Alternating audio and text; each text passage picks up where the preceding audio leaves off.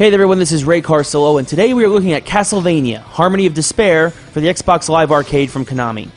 Harmony of Despair is unlike any other Castlevania game to date, in that it takes inspiration from and combines many different elements of previously released 2D Castlevania games. Along with this, it allows players to play as any of the main characters from those 2D adventures, as you can choose from Alucard, Shanoa, Charlotte All-In, Soma Cruz, and Jonathan Morris as you work your way through the 6 stages of the game. Of course, the main purpose, as always, is to make your way to the final battle against the King of Darkness, Dracula himself. And so in that aspect, along with the 2D platforming and monster slaying, this is pure Castlevania.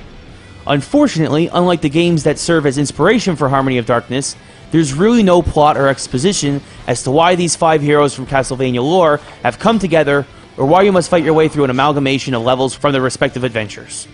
What's also interesting is that this is the first time you get to see the entire map of the level you're in before it starts, as well as can zoom out far enough with the camera so that you can actually see what proper path you should choose to get to the boss or collect more treasure.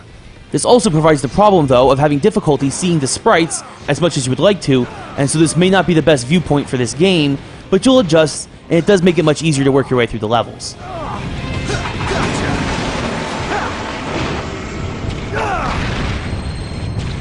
To compensate for the path being laid out before you so easily, the bosses and enemies themselves are much harder than in previous Castlevania games, and since you have 5 characters to choose from, the treasure you may find to help augment your stats before a level may not be compatible with the character best suited for that level. For example, I prefer to play with Shanoa due to her fireball spells and Magnus ability, but if I find a chain whip, then I'm out of luck because only Jonathan can use that.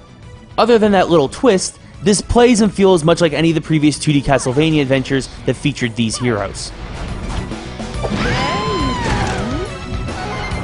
Although it may be hard to see the sprites due to the zoomed out look of the game, the look of the levels themselves is still rather solid and gives you that classic Transylvania feel, even if the graphics don't come anywhere near close to the limits of the Xbox 360. The sound is also only average, as the music helps set the tone of the levels very well, but there's no voice acting aside from some haunting moans and death cries.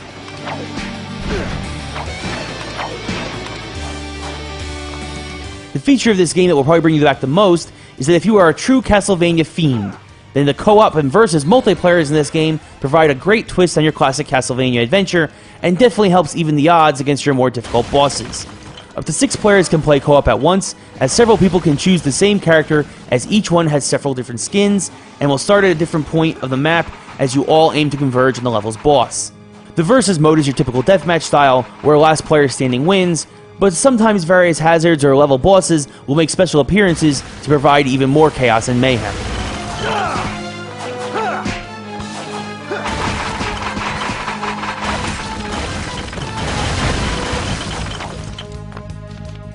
Another new aspect is that each level is timed, and only allows you 30 minutes to complete each one. Now, most people won't likely see the entire time limit used up, as you'll likely either kill the final boss or fall victim to it, depending on your skills, within the first 15 to 20 minutes. All in all, without a real plot to tie it all together, this may feel like one of the most random Castlevanias ever, since there isn't one main theme running throughout it due to all the elements taken from 5 different games. And despite this, if you are a fan of the series and have played all the games that Harmony of Despair is inspired by, then this would be a solid purchase for you, or anyone out there looking for some old-school Castlevania 2D platforming action, or you're just curious to see how it would be to tackle Dracula's castle with a couple of friends on Xbox Live.